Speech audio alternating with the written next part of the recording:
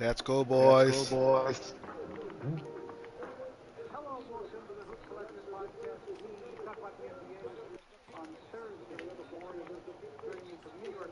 Ay, no, Roa. Hey. Hey.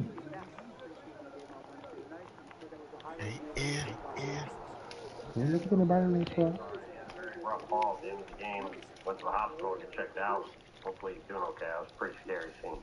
Yeah, the 76ers first round draft pick, he fell on his back, but the injury, or I don't even know, he was having difficulty. I think came from his head hitting the floor, snapping his neck. It was hard to tell, but he did not look like he was in great shape. Hopefully he's all right. It was scary looking play. Yeah. Already down Paul George. I know. From Dallas, Texas, just back from a week in Los Angeles on the set with the weekend, the gang, Stan McMahon. Howdy, partners. It's good to be with you guys. Top of the morning. Yeah, this was a rough one because of scheduling. We had to do this early, and McMahon's on West Coast. Now, McMahon doesn't like to be on Coño, mi mamá suave. the And now he's on West Coast time in the single-digit hours. So that's I don't know what we're going to get out of McMahon today. He's playing hurt. I don't mind the single-digit hours as long as I haven't gone to sleep yet. Yeah. All right.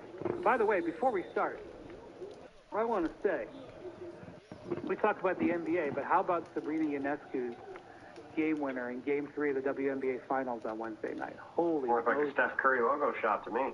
Well, around here, a lot of people were thinking about Luka Doncic on that court in Minnesota.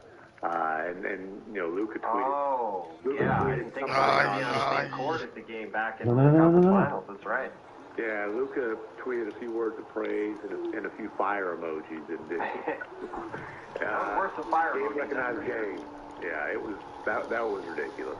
So last week I was in a restaurant, and I think I might have mentioned this just in passing last week, but I was in a restaurant, and there were five. This is a fascinating bit of market research.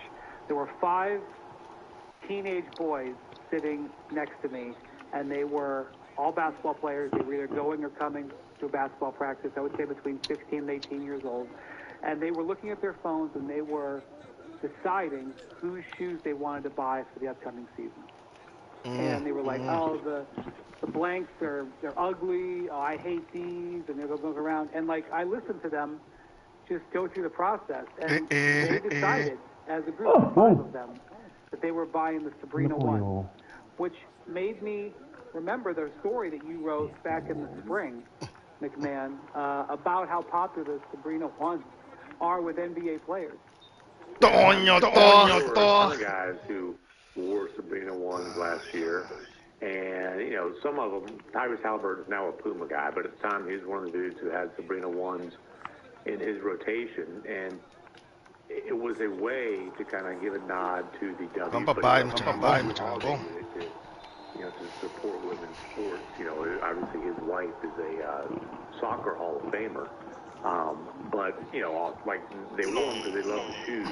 And a lot of the guys that were, you know, they were wear them Kobe. Said was a very similar feel. I do have a pair of Sabrina 1s. The Sabrina 2s are out now, by the way, but I have a pair. Well, maybe they were buying Sabrina 2s, these guys. They were buying the Sabrinas. That's what they were buying. Yeah, they were probably buying the Sabrina 2s. But, yeah, like, with my boys, Coño. Kids, you know, boys their age, wearing them in, you know, in their club games, that stuff, all the time. For me, my rule is I can't wear a current player's signature shoe. It's just like I can't cover the league and wear a guy's signature shoes. It's just, I would agree. It's a lie. Referee. I don't cover the WNBA. I do wear the and I've won a lot of honors. The Matrimony Madness MVP. I won those Sabrina 1s. You know, proclaimed. The one-man committee. The one-man committee, baby. Exactly. They're great shoes, and listen, the Sabrina 2s must have treated her well because it wasn't just a logo shot. It was an off-the-dribble little, you know, side. Oh yeah, she had a dribble, like, you know, put her foot in the ground. Oh, it was beautiful. Big time. I tell you, shot. It's an incredible series between the wild comeback and finish of Game 1 And then, last night, and going into that game, the Lynx had only led for, I believe, 3 minutes and 17 seconds in a series that was tied 1-1. And then last night was like the complete opposite, where Minnesota led the entire game, and the Liberty came back and won it at the end. It's good stuff, man. It's been the whole WNBA playoff was fun, but this especially. I've gotten a chance to cover the Team USA women the last 2 Olympics. It's truly one of the joys I've had in my career. And if I was ever going, I would never instruct my son how to play basketball because I know I don't know. But if I was ever saying to somebody that this is how you should play, I would watch Breanna Stewart play. The way she plays. I actually did not know the story. I just knew the soccer player, and I'm not a soccer. Everybody knew.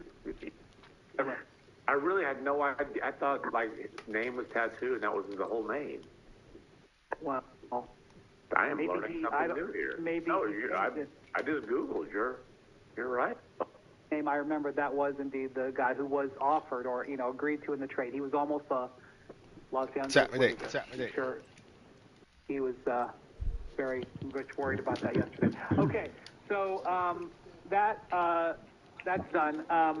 We had a really interesting moment happen in the NBA on Wednesday. For the first time since January of 22, Lonzo Ball played an NBA game, and he played pretty well for the Bulls in this game. I wasn't allowed to watch it, of course, because they were playing. No.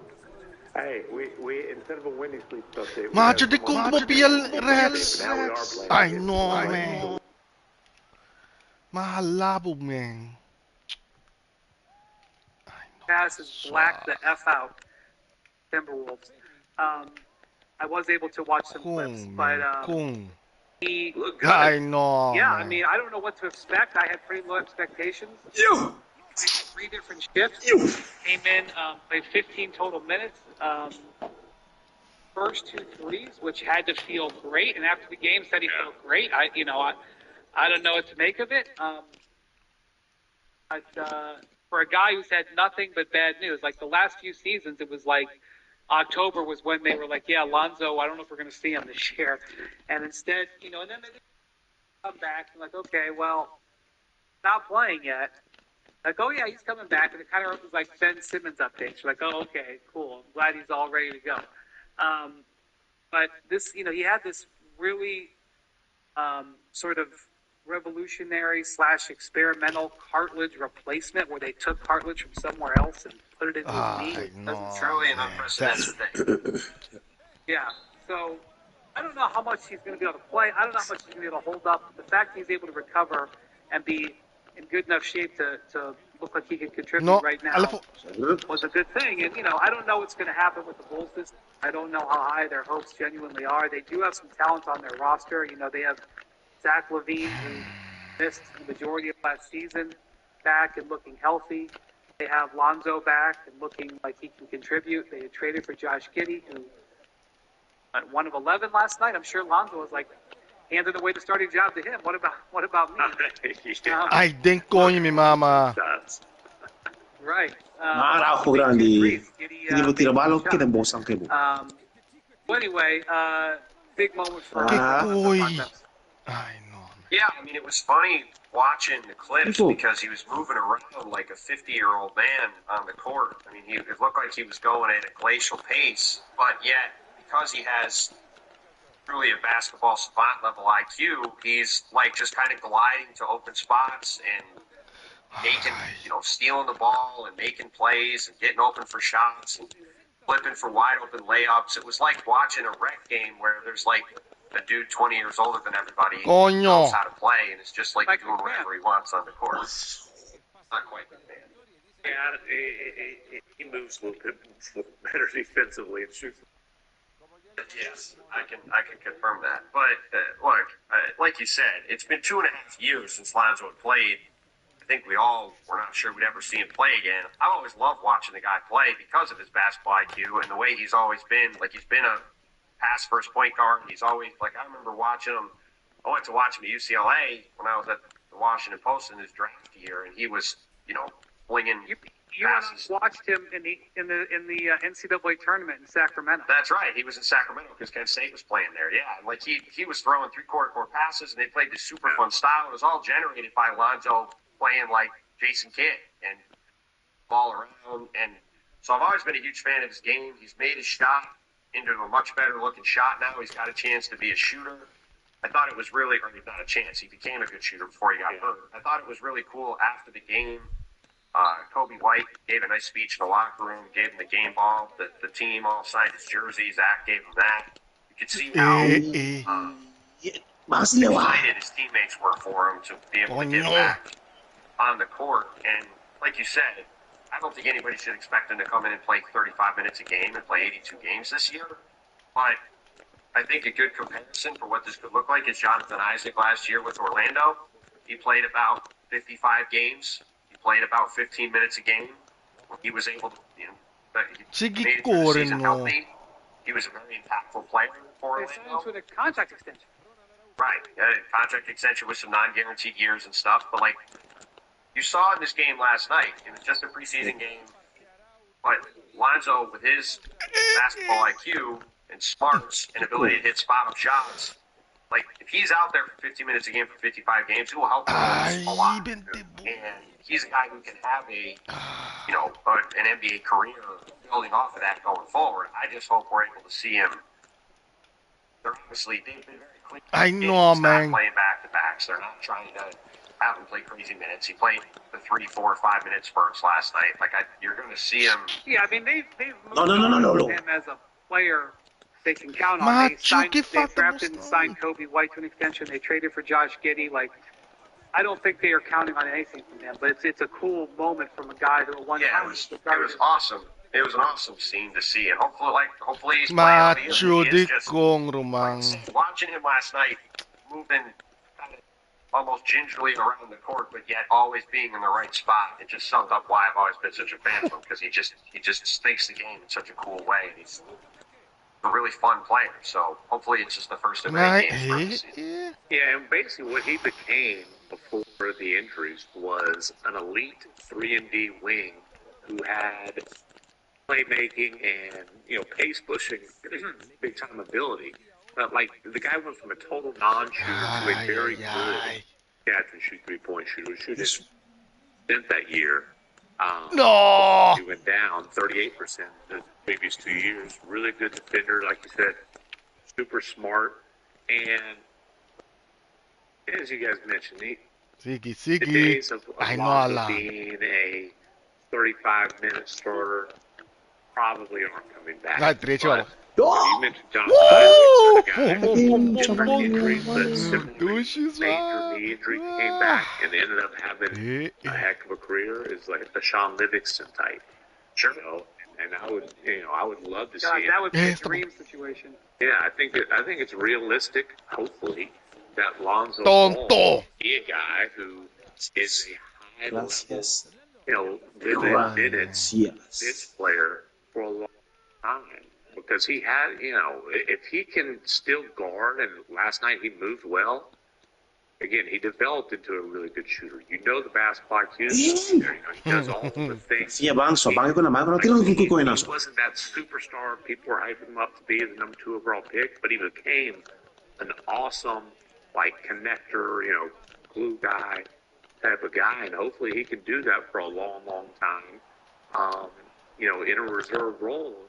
I can see him being a guy who still helps a good team win.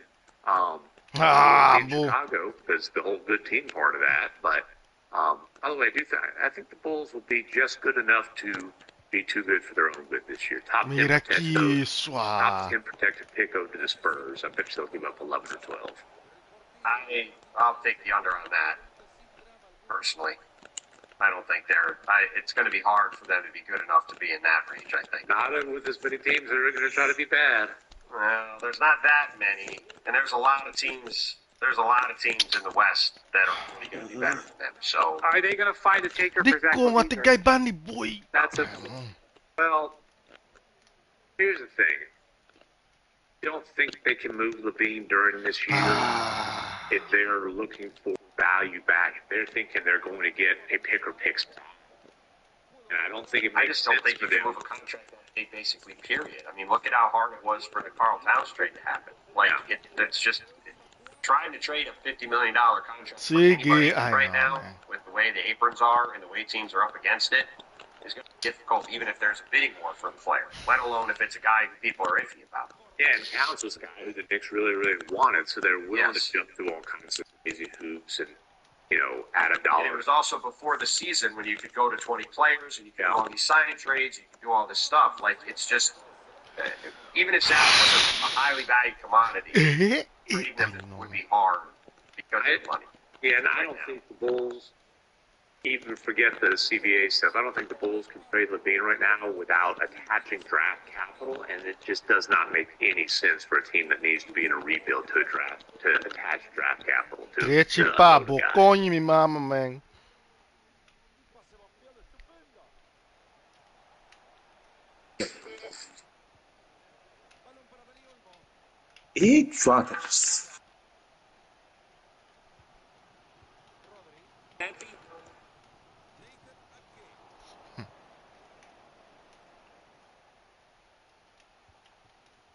I would agree. It's kind of a comeback is for LaMelo isn't really. Sorry, well, LaMelo we'll talk about in a minute. For Alonzo isn't really comparable to Zach, but Zach coming off of what happened last year, he's in a sort of a good season, even though he's paid. It's got to be tough being injured. First off, wanting out, he has and then nobody wants to trade for you, and then you get hurt. Yeah, and the whole he's not a bad guy. This is not a guy you don't want on your team.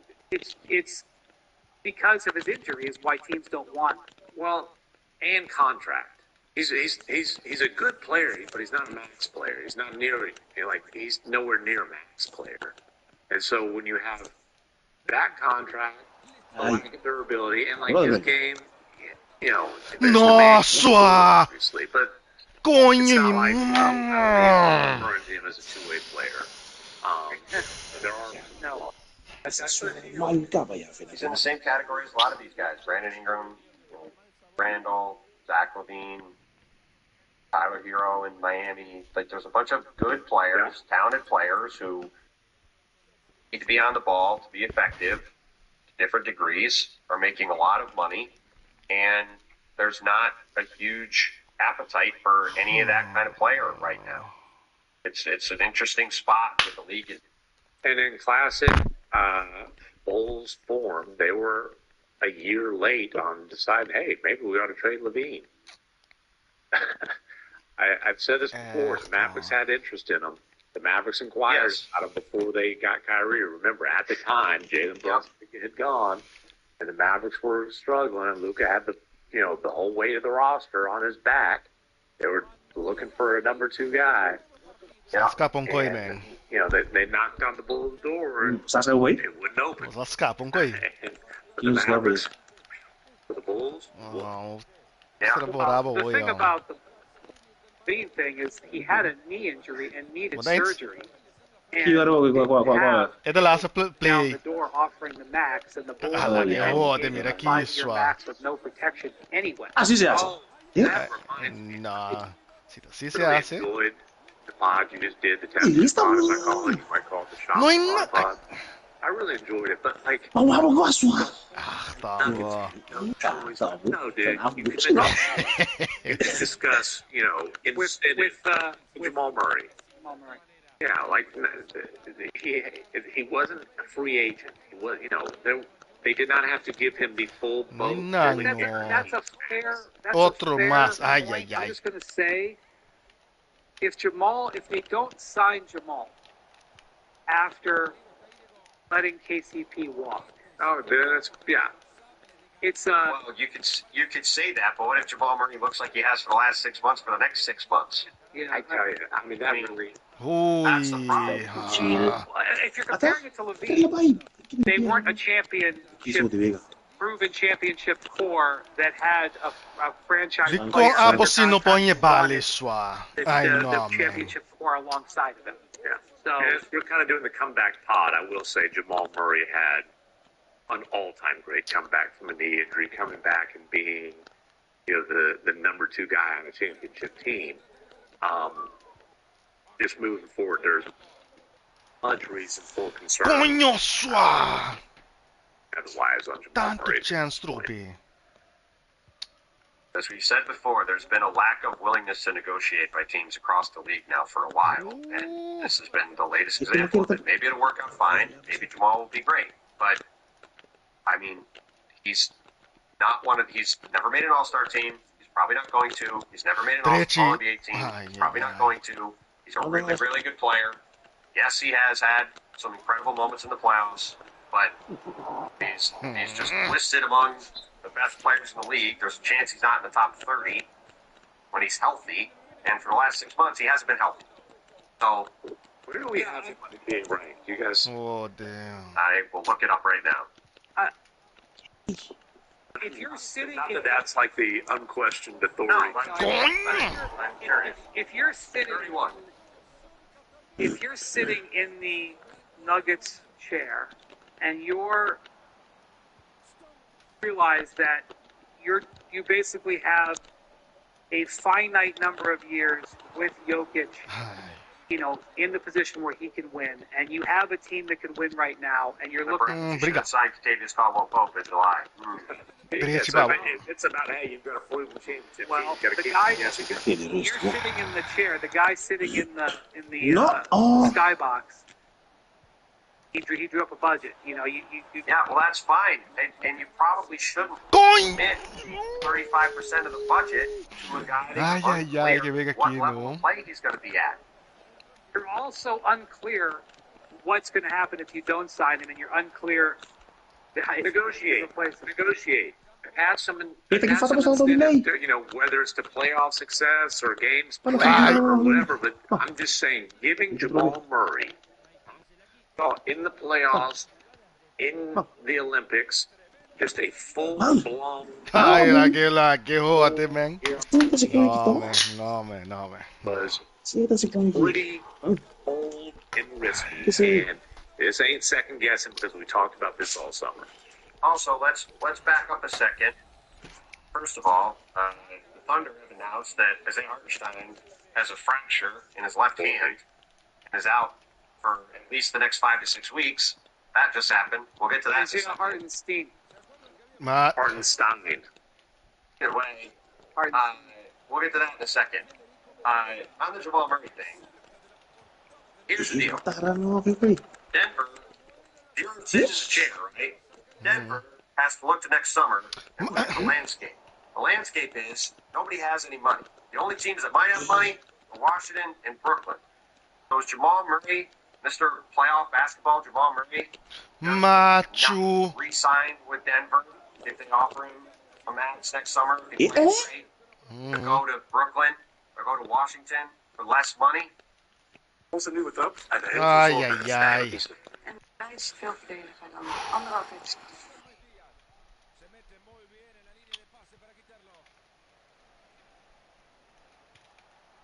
Sorry, I don't think that's happening. So again, you're in a position here, if you're with Denver, and you're already losing players because you're setting a budget, then maybe you should negotiate with these players. Like maybe you should have negotiated with Michael Porter Jr. years ago. You negotiated with Jamal Murray and Michael Porter Jr. years ago, and we're paying them both some amount less than what they were getting on max deals without ever making an All-Star team. Then perhaps they would still have perhaps they'd still have some of these other guys, and the team would be better. This is the problem they've had for a long time. Well, let me say a few things. One, they have more information on Jamal Murray's knee than anybody else. It's not looking great right now as he is, now dealing with another knee issue, which Michael Malone just said his knee was feeling funny. But they have more information. Two, they had to make the decision on what they could do to try to maximize to win this year. I realize it's a 5-year commitment, but they're also trying to maximize what's coming this year. But they didn't try to maximize this year because of what they did in July. Under the circumstances that they have, the circumstances is that they couldn't, by management, the ownership said you're not paying this. So the situation. The other thing is, from what I understand, they are negotiating with Aaron Gordon. Aaron Gordon was eligible for a 4-year, $150 million-ish contract extension, and they haven't handed out that offer. Cancel, Lolo. And from what I understand, they are negotiating, and they're hopeful of getting him at less than that, what would be his quote-unquote max. Now, we'll see if they get that done, but I think they're trying to do negotiation there. Now, if you want to say don't negotiate, that's fine. Okay, good. Negotiate with everybody. I'm just saying, I'm trying to be cognizant of the circumstances. It's not just a vacuum. No, but it's not. That's the point. It is. Of course, the circumstances matter. We've said this about all these teams this summer. There's been one extension after another this summer that have been made with seemingly no negotiation being done. It's been an epidemic across the league, and it's like the thing that's interesting about it is when you look at all these teams that are bumping up against these aprons and they're having these financial restrictions on what they're doing, they then turn around and aren't like having any sort of give back to trying to give themselves the flexibility to build out the best team they can. All right, so I'll bring this up then, because one of the things that I was thinking about when Paul George was announced with a bone bruise, his left knee, when he was playing defense and steps back awkwardly, it looked like he hyperextended his knee. Sixers announced no structural, it's a bone bruise. I was thinking about what the Clippers might have been thinking there, because the Clippers had all the information about Paul George, and we're just simply not willing to do what the Nuggets just did. The Nuggets, had the information, had the circumstances, and said, "Here's your 5-year max." Paul George was looking for something in those lines, and the Clippers were like, "We just can't do it." They offered him a series of contracts. They offered him, I believe, max money for something less than the 5, and he walked and got a 4-year max from the 76ers. And look, it's a bad step. Like, emblematic of a guy who, chronic injury. But Paul George gets hurt. We talked about it on Monday. He's at 34 years with an extensive history through injury history, and him and Embiid, the whole season is going to be, are the two of them going to be healthy in April? That's the whole season for them. But yes, of course, that's it. You have two guys who are banged up right now. They got max contracts this offseason in Jamal Murray and Paul George, both risky. And the difference is the Sixers signed Paul George, and it was the best thing they could do in the moment. No, I understand. What I'm saying, I would say the difference is Paul George and Kawhi Leonard didn't win a championship together. And the Clippers didn't know that if they can get everything aligned that they can win. Whereas the Nuggets do know that.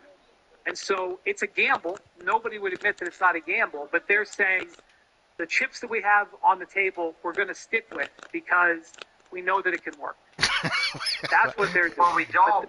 Again, I got us off on a pretty deep tangent. Let's just do an agree to disagree on this one. Yeah, that's fine. But, I don't know what's going to happen with Jamal Murray. It could end up being a disaster. But I understand. What I am just saying is the reason I said I get why they did it, even if I don't think it's the best move of all time. Like, I would generally agree with you. Ideally, you get Caldwell Pope and you get Jamal Murray. That's what ideally you do. Ownership was saying we're not paying this level of tax. I'm just looking at the circumstances. I guess the very simple question I would ask in response is, if you're going to negotiate with Aaron Gordon, why didn't you go negotiate with Jamal Murray? That's a fair statement. And let's see if/when what Gordon says. That's all. We should probably talk about this Isaiah Hartenstein news, though, because this is big news. Yeah, it is. And I'm honestly typing out a quick little news runner right now. I mean, listen, if there's a team, obviously, if you sign $30 million, you don't want to have him be out for at least 6 weeks, which means he's out till December and maybe longer, because he gets ready back in 5 to 6 weeks, which tends to mean he's not coming back in 5 to 6 weeks.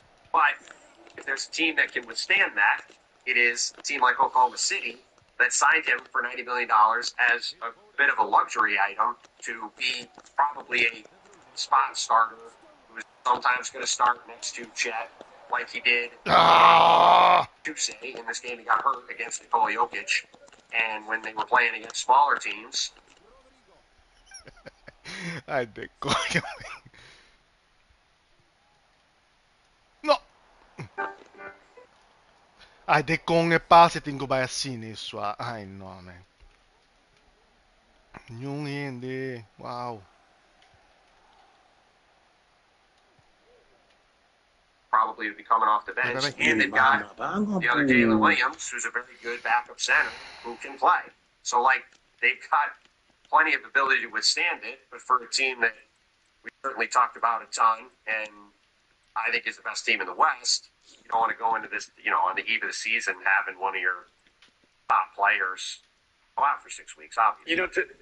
To me, it's not even really about, like, well, how does the Thunder fare for the first month and a half of the season or so that he misses? It's more about, like, it's going to be a process for this team to figure out exactly how all these pieces fit. And obviously, they've got their core that was the number 1 seed in the Western Conference last year, but you're bringing in Hartenstein as a major new piece and Caruso. And I think, Caruso fits pretty easy because he's just a awesome defending role player. But with Hartenstein, it's, how does he fit with Chet when they're playing together? When Chet's playing the 4. And then just how does that rotate? How long are they actually on the floor together? Maybe that's probably somewhat matchup driven, but He was not even in going to be a process. They talked about kind of the season-long process and figuring those things out. And what's the word? Curious, Wendy, curiosity, that sort of thing. No, per me è preso ma con come di Magadira. Di un palo di keeper, man. No, but the 1 centimeter under the regular season, and then the other thing, one of the great, like Hartenstein brings a lot of his skill, his size, addressing the rebounding issues, the passing, blah blah blah. One of the things his addition did was it lightened the load on Chet. Right? Chet wants to play every night. I know, but he doesn't have to play 30+ minutes a night at center. He doesn't always have to take the matchup against the Needs or whoever. And now for at least early in the season, he is back to playing solely center, and probably a little bit heavier minutes than they hoped or anticipated. Well, and if you want to look at it the other way, if you want to try to take the positive out of it, it's an opportunity to see how much Chet has grown over this summer, right? Going into his second season, he obviously had a great rookie year, and let's see if he's gotten better at combating some of the rebounding stuff. Let's see if he's gotten better at becoming more of a primary scoring option. No come so hold this huge quickness and shooting advantage on a lot of the guys he's going to play. Like, I think if you want to try to look at it glass half full, just out of a crappy situation, you can at least say, I know. It's been pretty hard to try to find some sunlight here. And look, Thunder are still going to be a really good team.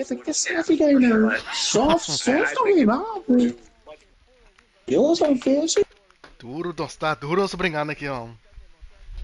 Oh, man. Está tipo. Que bonens.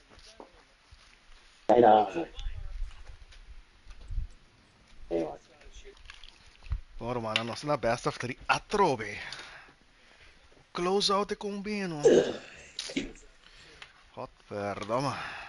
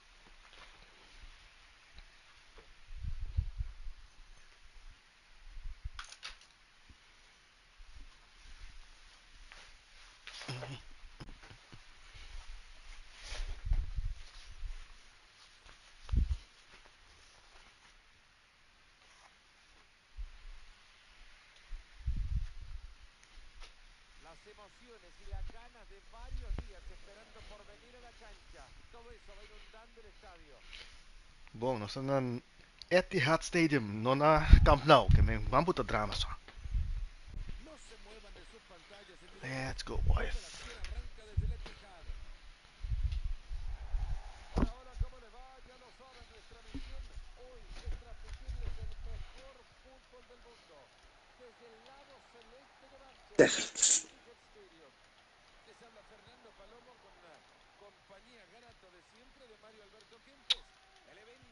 Coño.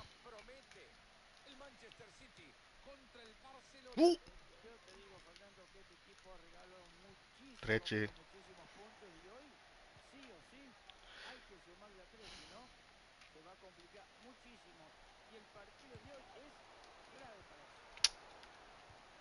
Tonto. Vai, no.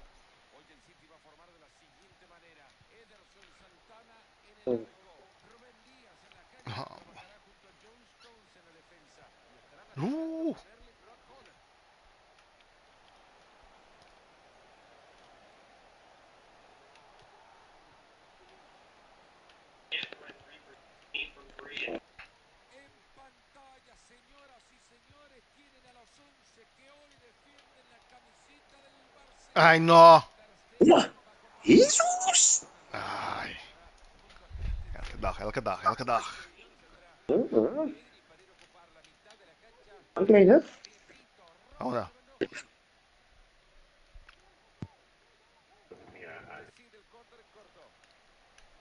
Is het bom. Sério, não está.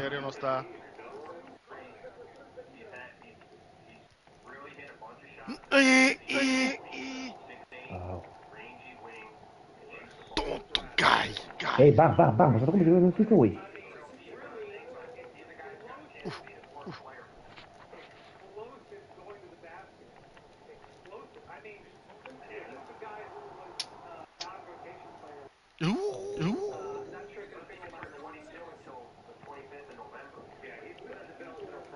Ai, no. Level. Macho, X e conecta sua. Tonto, mama.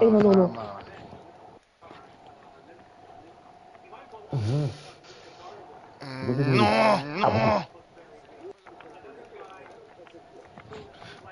Ei, bang sua.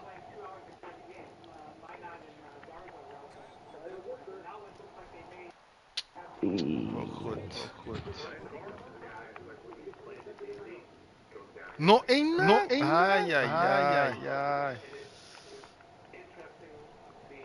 Mira aqui, sua. Aí com ele.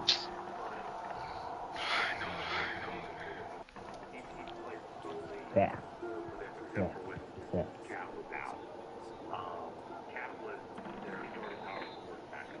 Teve jeito bol, vai brincar disso, pia. No, tá aqui, estamos aqui, teca. No. Isso é o Joey? Sim. Tá teca, mas teca com ele. Então, tu parando teca com ele. Me também com teca primeiro. Ora, eu acabei de ter, me teca tá primeiro, depois com ele. Mas na abo kita orang mira ko pag kita ba sabi tabi kay kita ko dito pa ng constant kay hindi na to si pa jogo kasi. Ataw sai. Sai.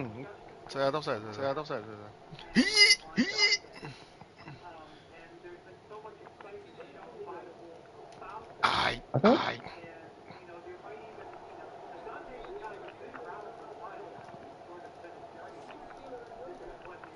Sai. Ano ali? Tusi dali. Dali mo poyena dito. Semaforo achter. Danke. Allez, voor. Vou ver uma foto.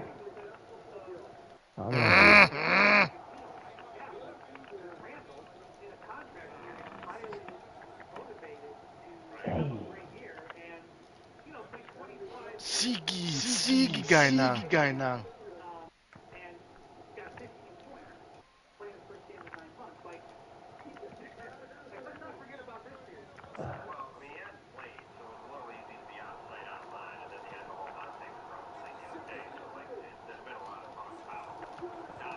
Sáquese no. Es legal. Como decimos siempre. Esto.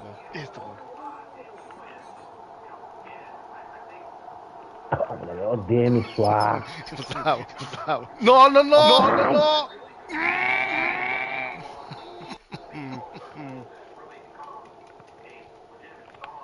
Esto.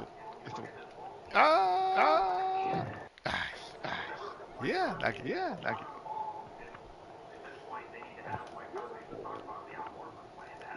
Pinho, hinga pillar. ¡Maravilla! ¿Viene? No. No vaya. Slow. No. Ay. Gaki, no. ¿Ata? Alah, Ini kemana pas kita? Baik, labo pakli itu bro.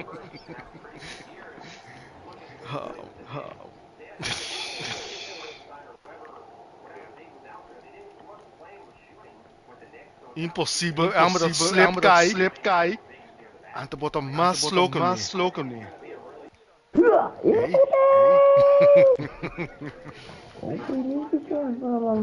Arma dat slide te laat, tapin back.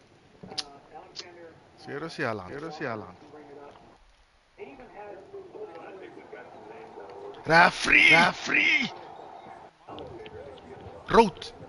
I know. Coño.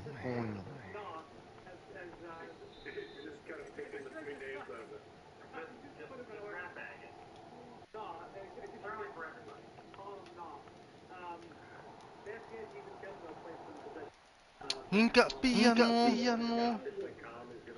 Ay.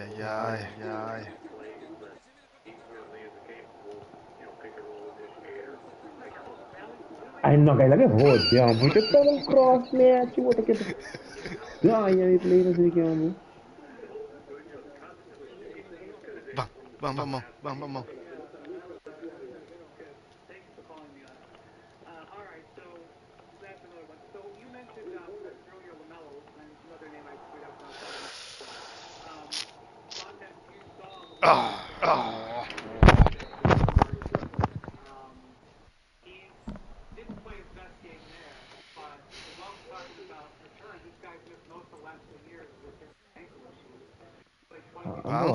Suave. Ay, no.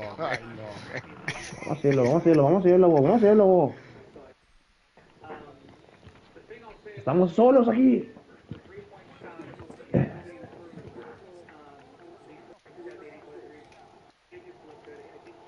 Serio no está suave.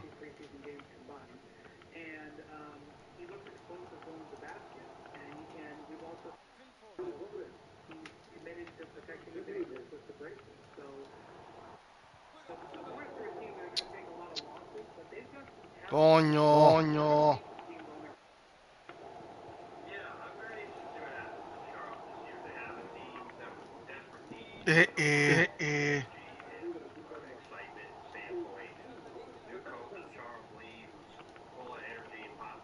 ¿Replay?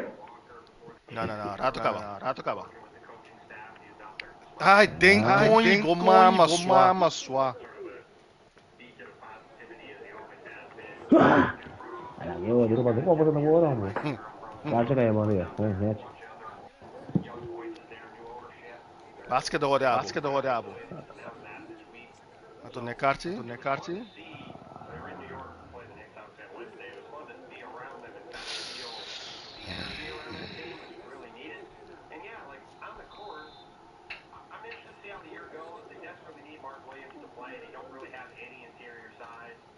Boleh juga dia nih.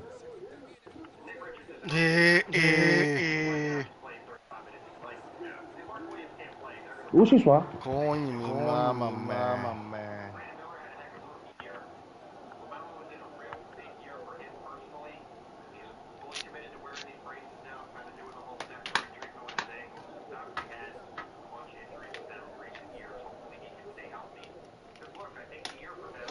Ay, let's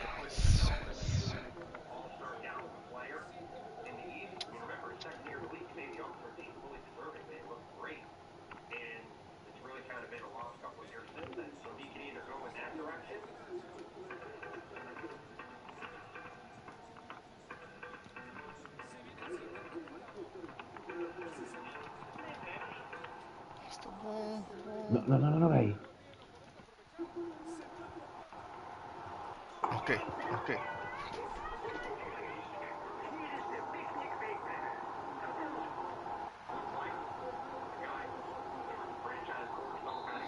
Not just one.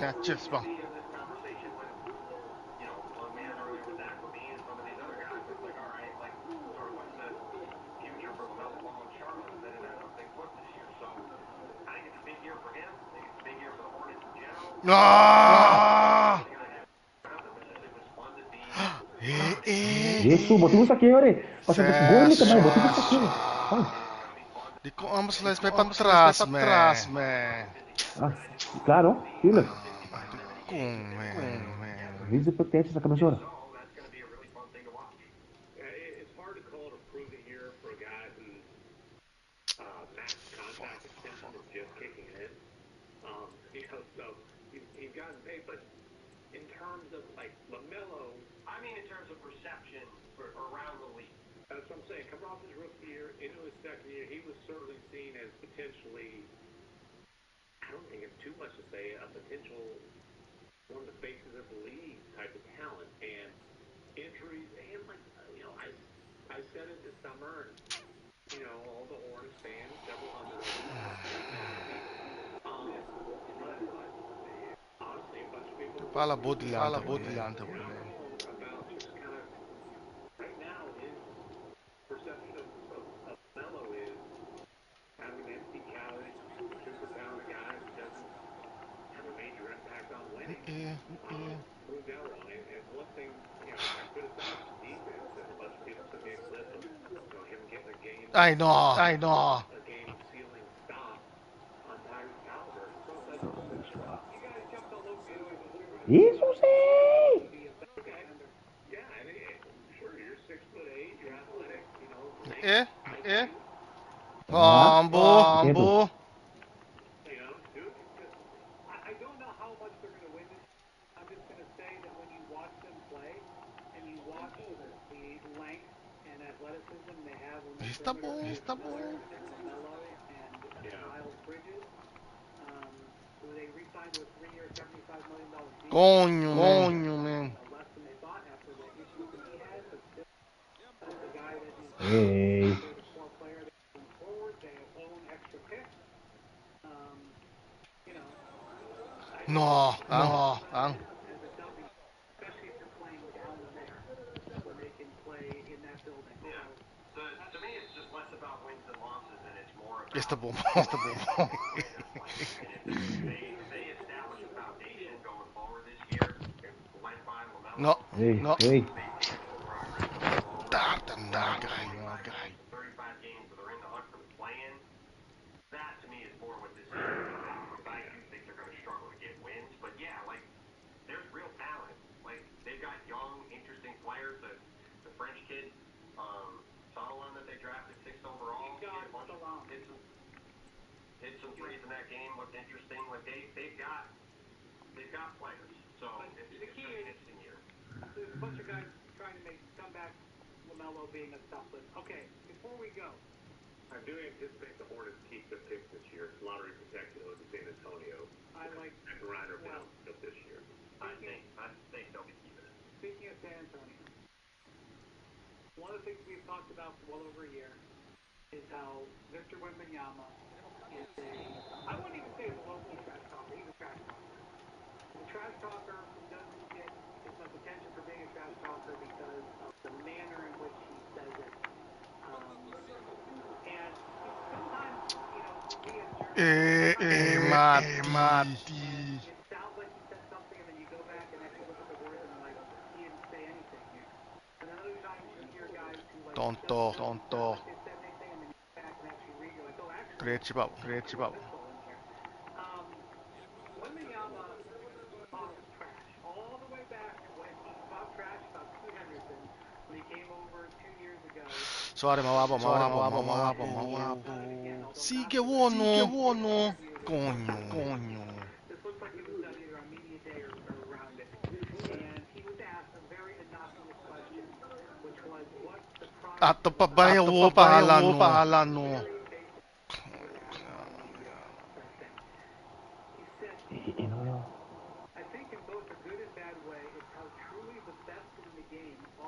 Buleada, buleada.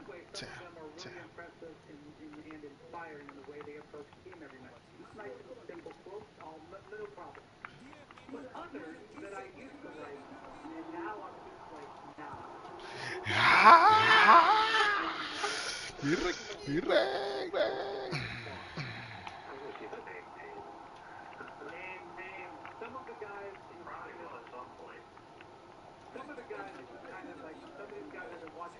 Está bom. Wah, boba se bala de chico mo mama rasnya.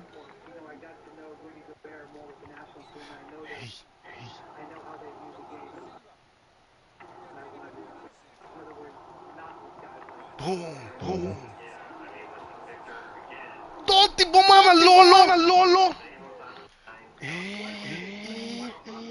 Anton. Yo. Anton, mira nosotros, bo. E qual é o nosso problema, não? Mano, isso!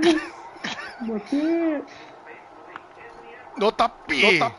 Coño, mi mama. Ei!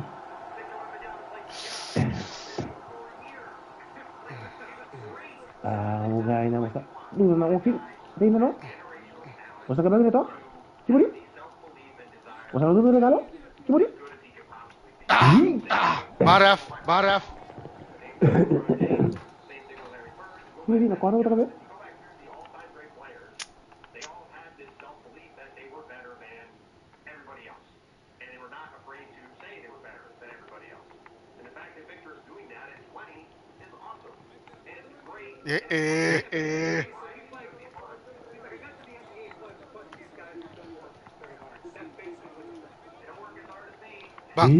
Baraf. I know. Rodri, we got you.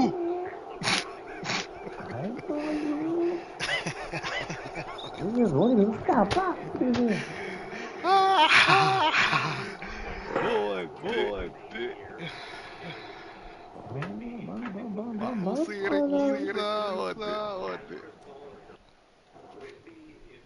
aqui.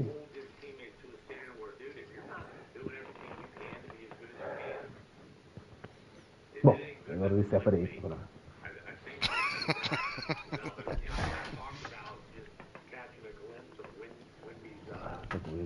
Child's play. Anze.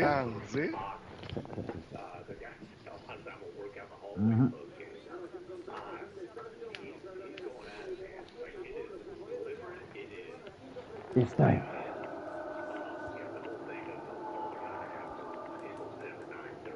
Let's go.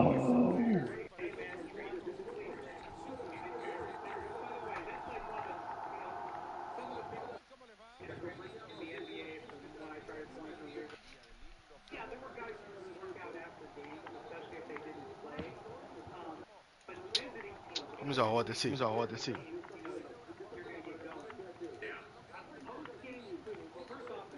É free. Que coita? Parece que que do. Acho que do. Ah, meu Deus.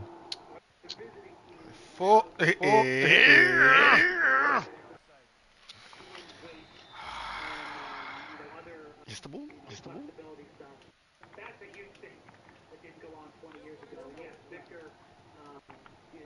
Antes de quedar com Nick. No, man.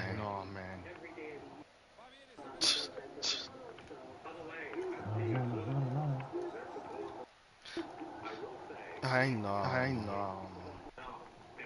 Mira aqui. Ai, não. Xisua. Schwarz, Polak, eu te mira coque. Não, man. Não.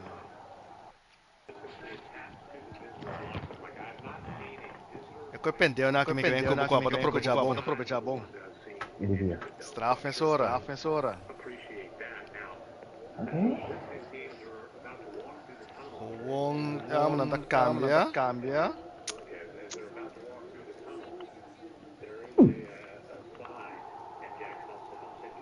Está Lolo.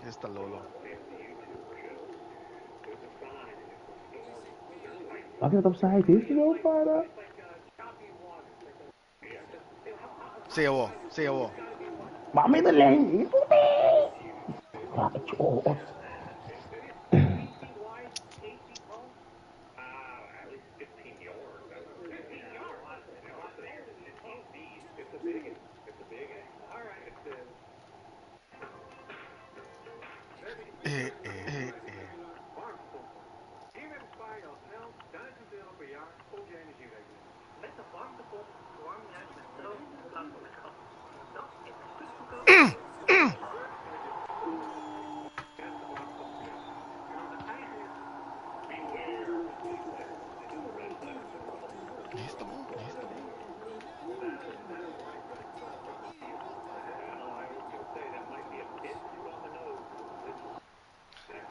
Referee!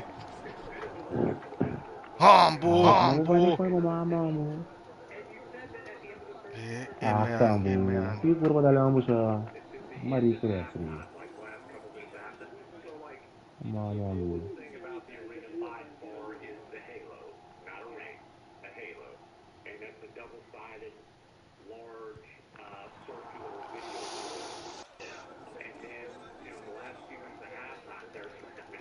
Coño!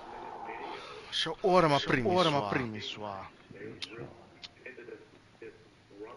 Fuck.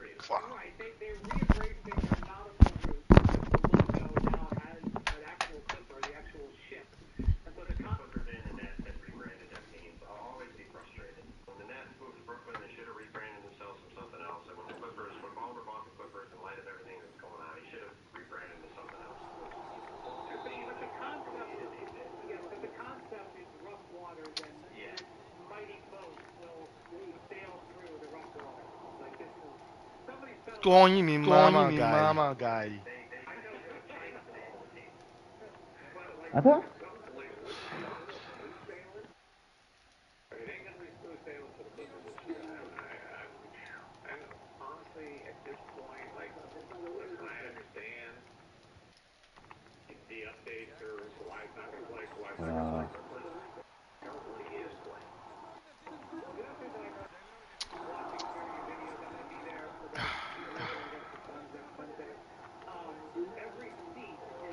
Coño mi mama guy.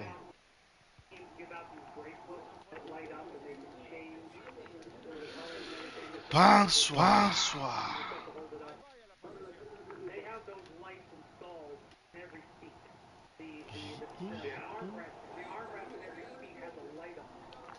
I know. Isu, apa apa? Penalti lagi. No. Kick ko lang kaya kiso. Ma che roga penalti kiso.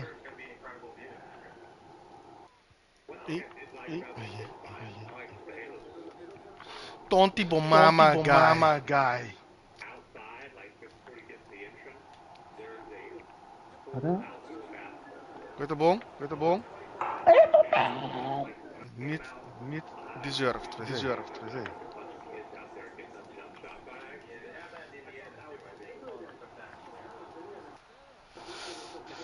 Dreci pa, bobo me ale baina.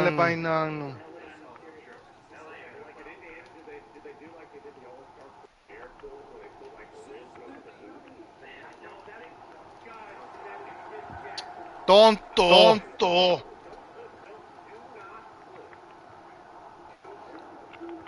Com é que eu?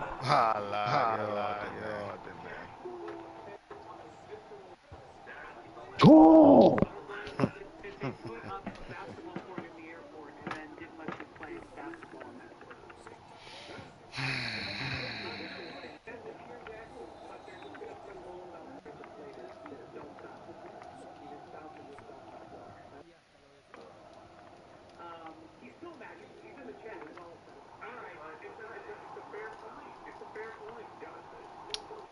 Não vou querer baixar isso. Ei.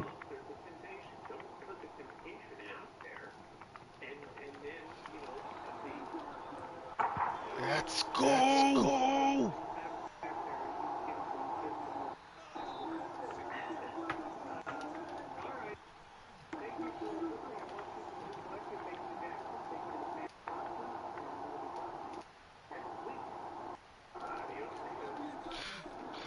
Outside humble.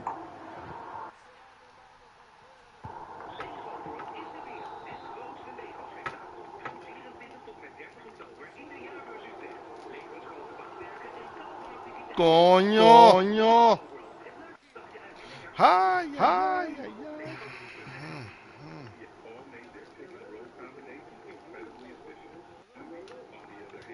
Bombas, bombas, bombas, bombas, bombas.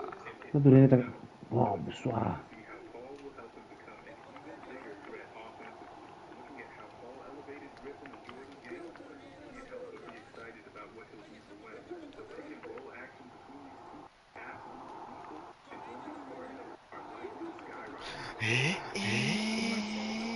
Oh, kaya mo para pasir mo tiki maduro.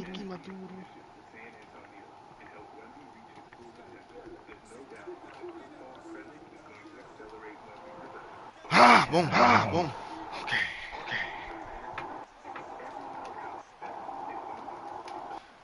Ante da ni. Iraki. Pa.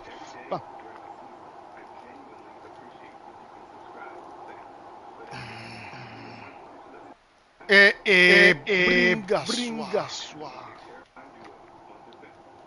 Wow.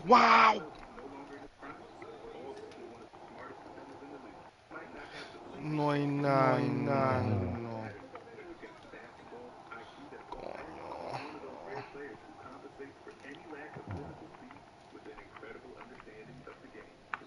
Está bom.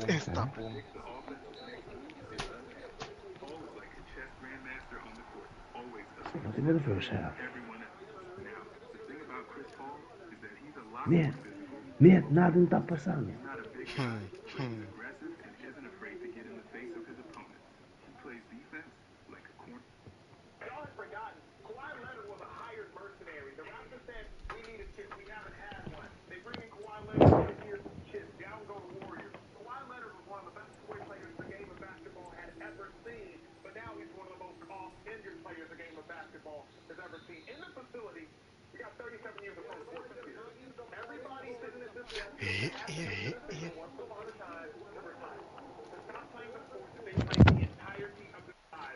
Ay, no, man.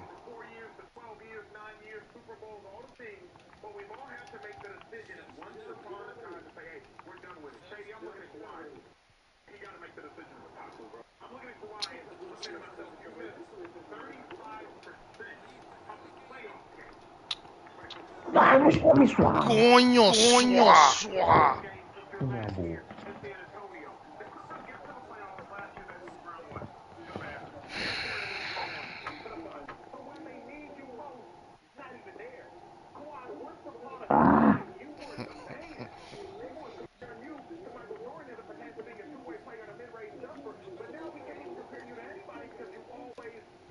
No ain't none.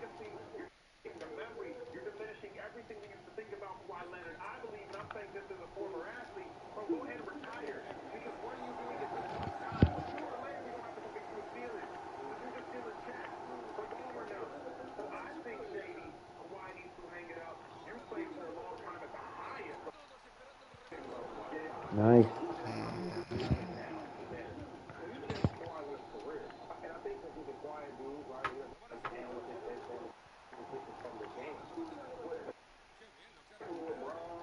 No.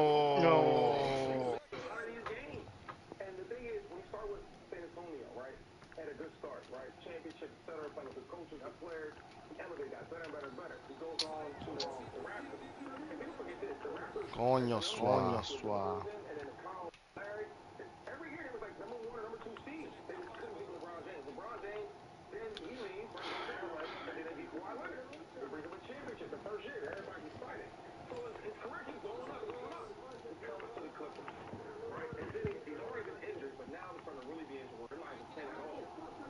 Tonti Obama.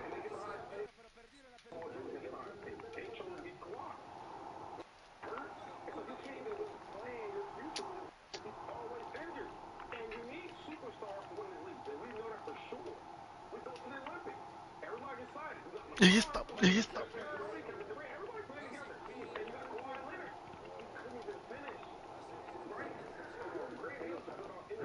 Bula ko ni.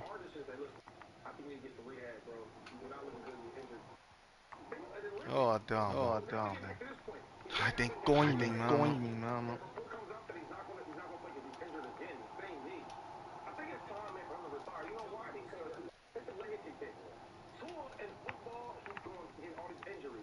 Ay.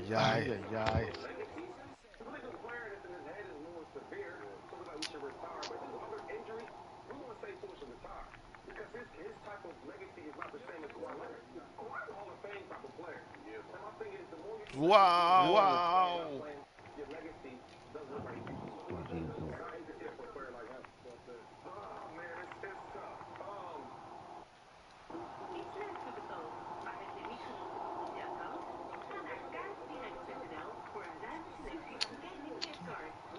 Oh, boo.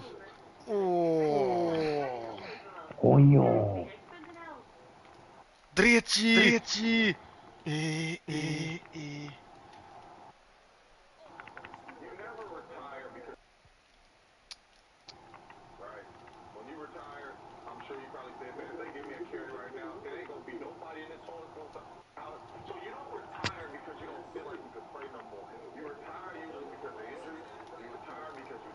Ow.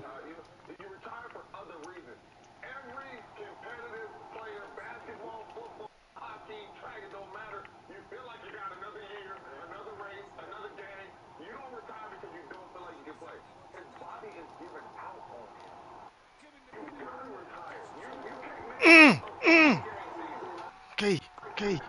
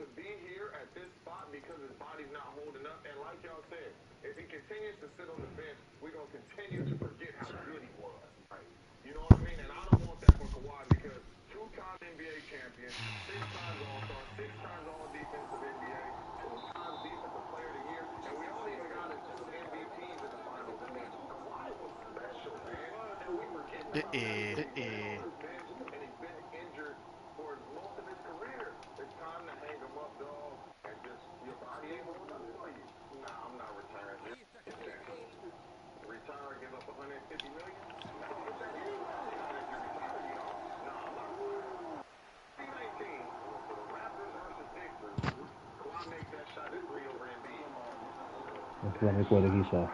Tushi. Bonoik. Uy.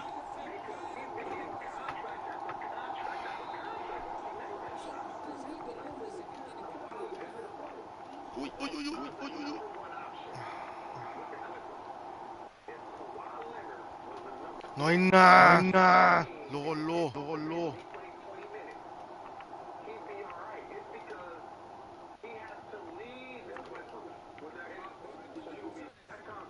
Tómala. Uy.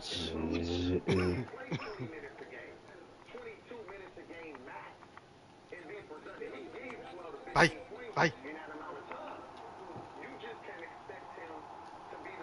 Coño, Lolo. ¿Cómo te sprintando? Nah. But.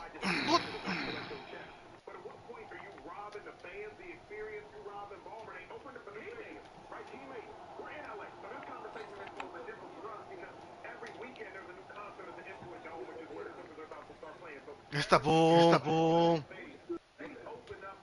Fácil, van.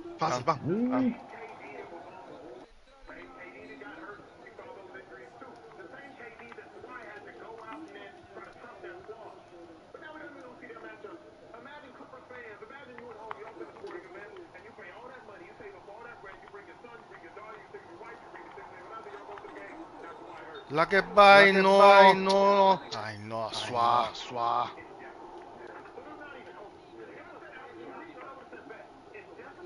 Pateswaki. Wala ka, B. Ushi swa. Pate gagin to. Eh, po quiere ko, gino. Bumabala ko. Resta lang. Ushi swa.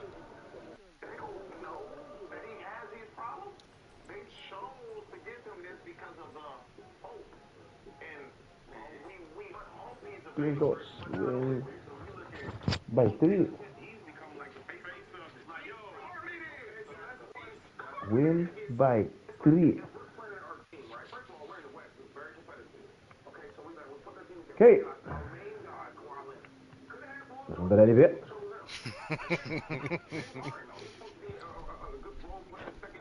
Masih beri baca mau nanti si Engkel bahasa baru sebangun rumah.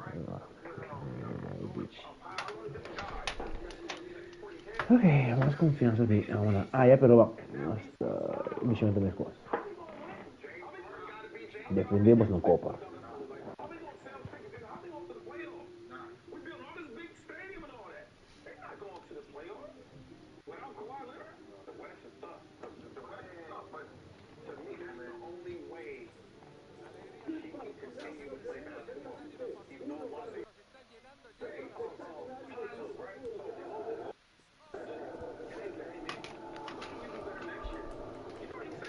Let's go, boys.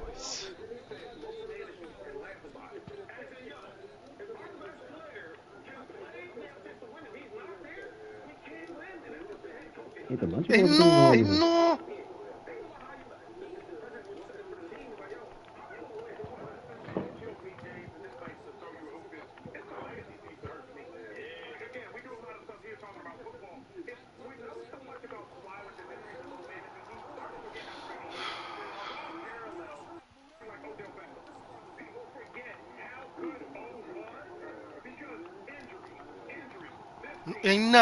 Nano.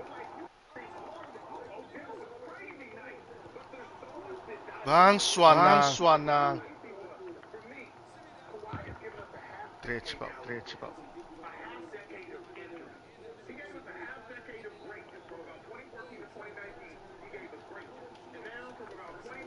No. Itu.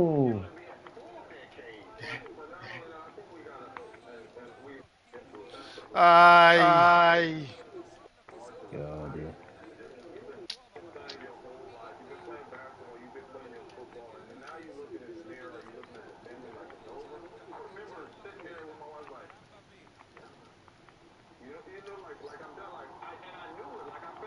No Michino. Cabelo. Rambo.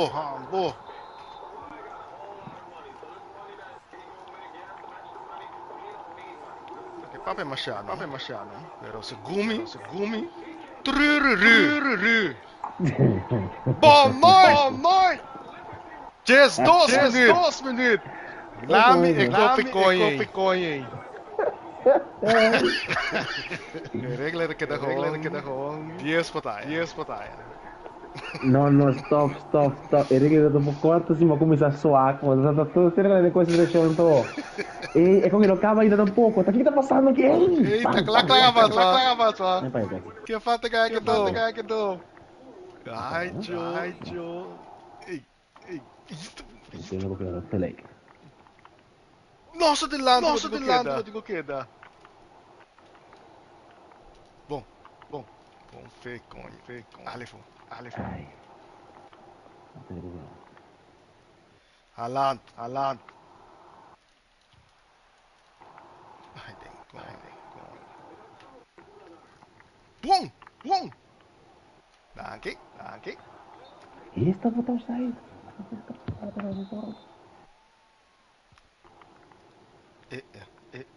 Que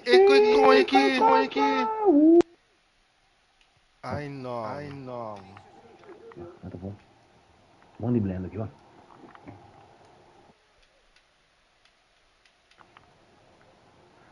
Foden.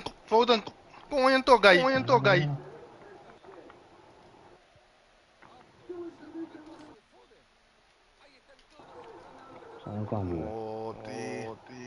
Niemand. Sta wujud.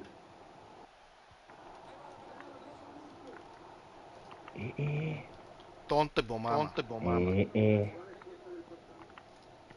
Vong. Posambang swa. Dake. Abo manco ibo mama bu. Hey, Bo.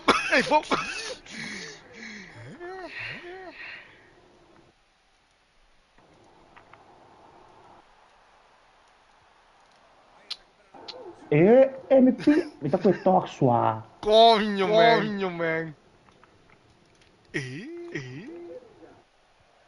Ah, bom pra bafto.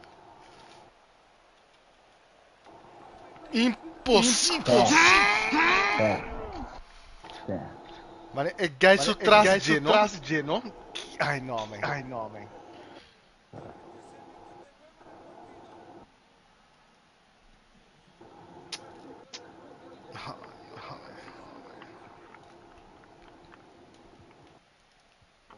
Ei.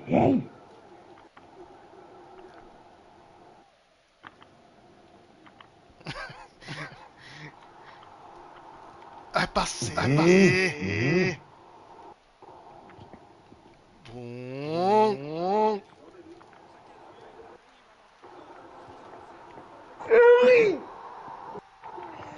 Pai, rumi. Nothing ganga away.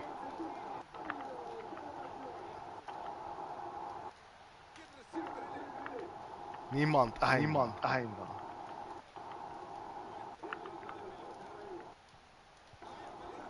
No, tang, mancing gol tu bang.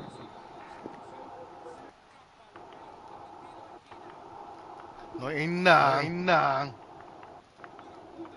Van foto, botabe. Isso, Paga a luz. Nota papi mais. 3 gol para empatar. 3 gol para empatar, acaba 2 gol mais. Que não tem ninguém que tem ainda mira, vamos na bang.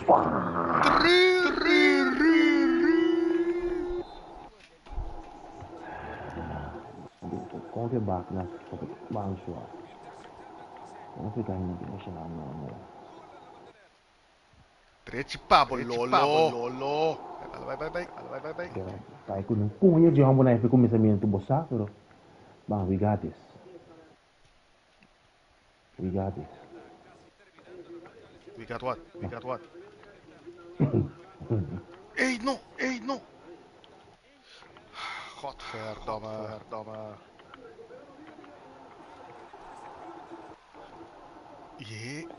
Bang swa.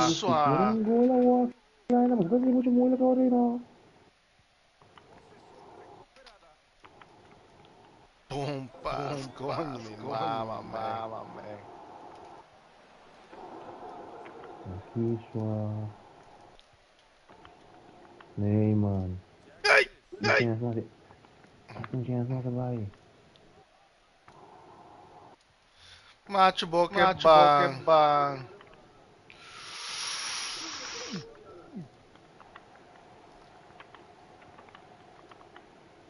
Vai, Alan. Vira aqui sua. Den tonti mi mama. Nossa, é uma cabacina aqui, 4-1, sua não.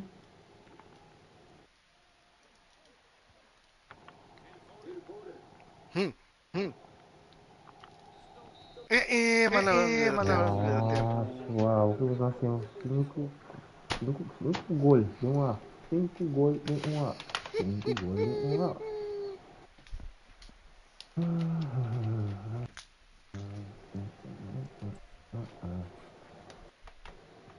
Frente, vamos a ver.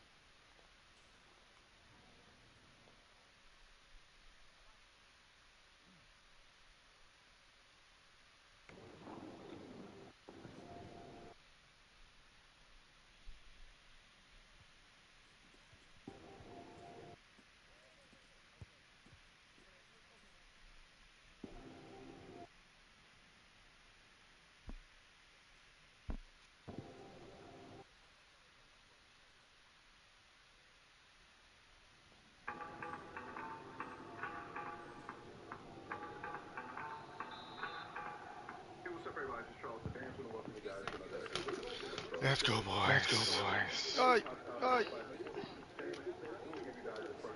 Corre, corre, corre, corre, corre, corre. Ay, ay.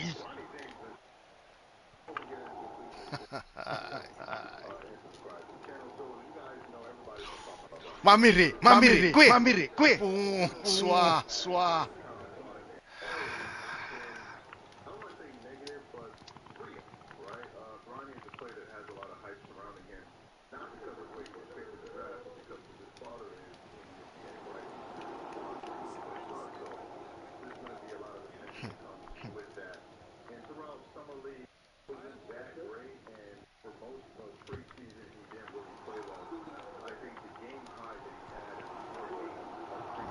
Swa, kita tekanan ko din.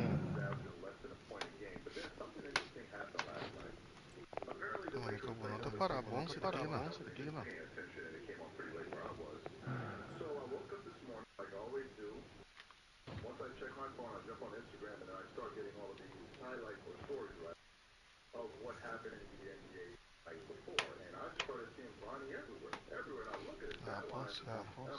Bronny James scored 17 points in his game. I'm like, wait, what? Are we talking about the same Bronny James? But apparently, what happened was Bronny ended up having his best game, arguably as a pro, because Summer League is one thing, but the game that he had yesterday is by far the best game that he's had in the entirety of his time in the NBA, and it was a very good game for him, and he had a very, very good stat line that we want to go over here. Before we even get into what Bronny's numbers were yesterday, today's video is brought to you by sponsor Prize Picks, which is the largest daily fantasy sports platform in North America. Prize Picks is America's number one daily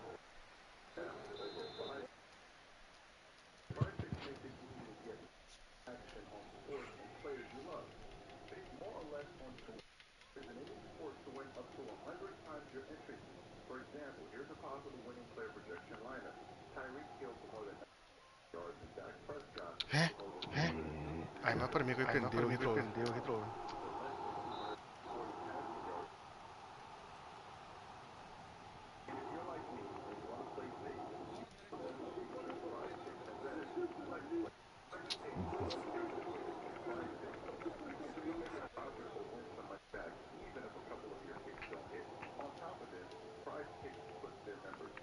Non do ne. Dai, no.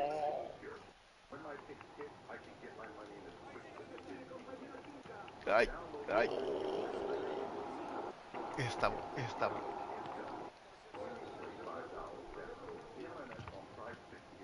Yeah.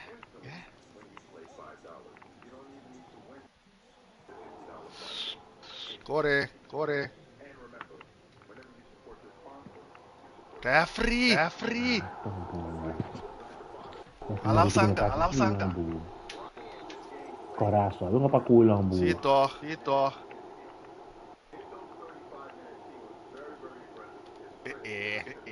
Atto kita parang komendo. Miraki.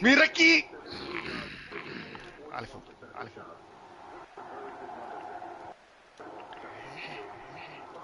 Tonto guy.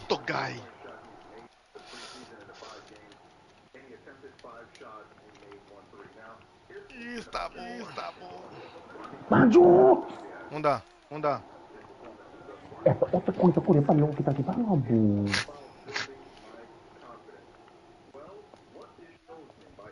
Bu, sua.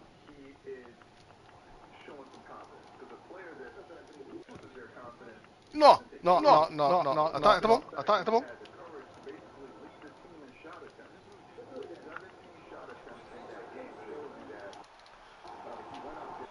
Lanso, 30 que chama tambe, man.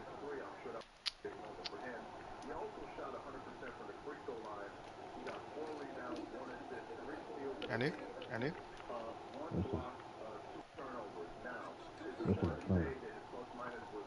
Au. Oh, nossa senhora. Olha.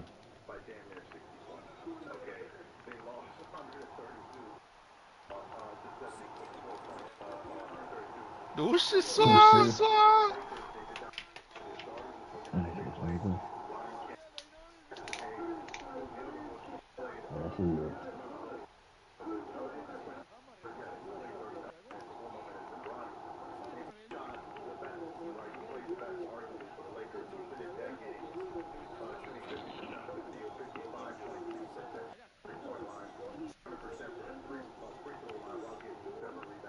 Boleh?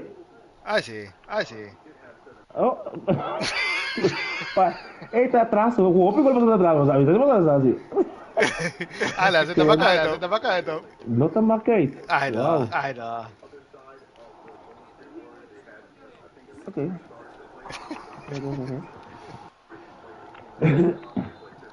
Tá buscando um gol aqui, ó.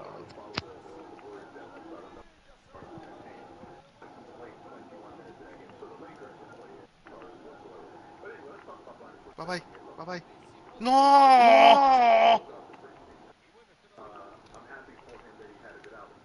C'è una trattura buona che venga. Sotto da un break rapido. Ok. No. Nossa.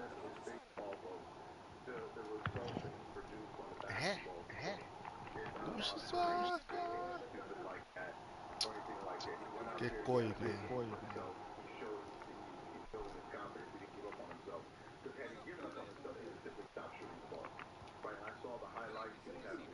Trece pavo.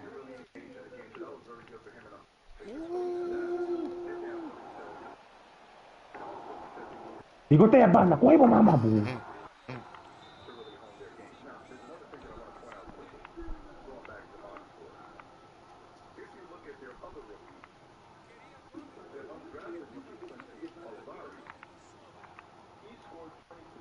Passa.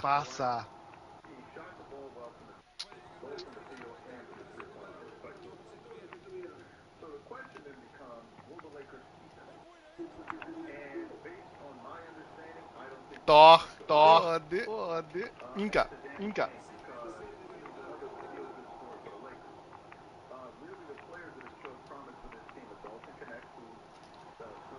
Passa.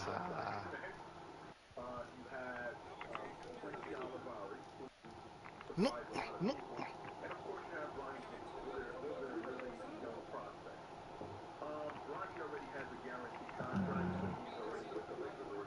Insali. Ha!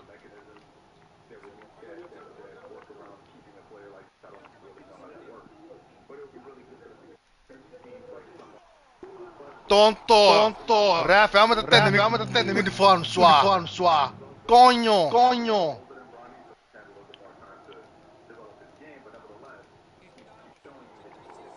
Sì, stiamo toccando. Mamma.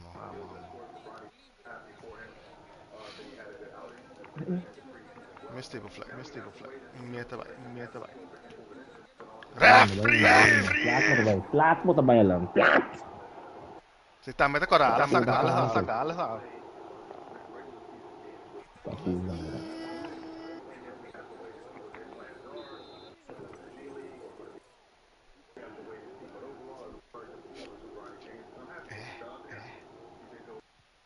Tonto di mamma.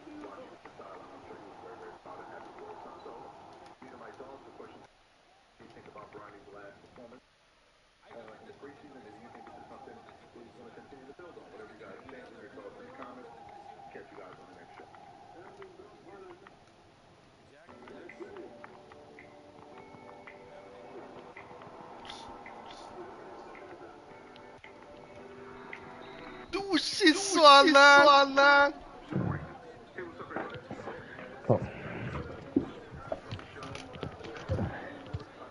Um pito bastante sobre fresco. Como significa nós tomamos verleng e seguinte copo na G5. Entendeu? Aí lepas masa tu memang kita mas humble masa chest up also. Não me se você jas back. Você string eta virando con den dirmatiki då. E poi matando. Matiki pa avo. Sì. Nós estamos fazendo isso, vamos fazer multa de negócio. Dushi suana. As promes usual nós estamos comecei na hora bata. Fijo. Un poquito. Está bom.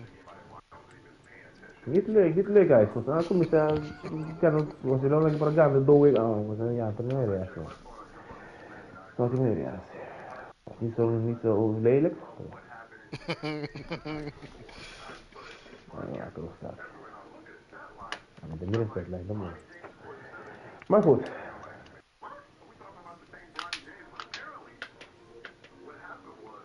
Anyway, wat heb jij? Maar ja, se me. Tiene noche con. Ma sto non come sa che così becca do. È vero rambadas. Sì, ma io normalmente un ram che me da dos, mi prometi dos, è un rambato essenziale. Ok. Vamos, mira, aqui só. Session, nós temos bom. 50-50. Record que o corpo. Ok. Tá bom, se você não tem um texto, você pode não give up, então, ja, tá bom, você não tá assim, tá? Mal. Você tem que pensar confortável, tá bom, bem. Stay constante, ó. Fijo. Sucesso. No, sto già guaiare. Sucesso. Tranquillo.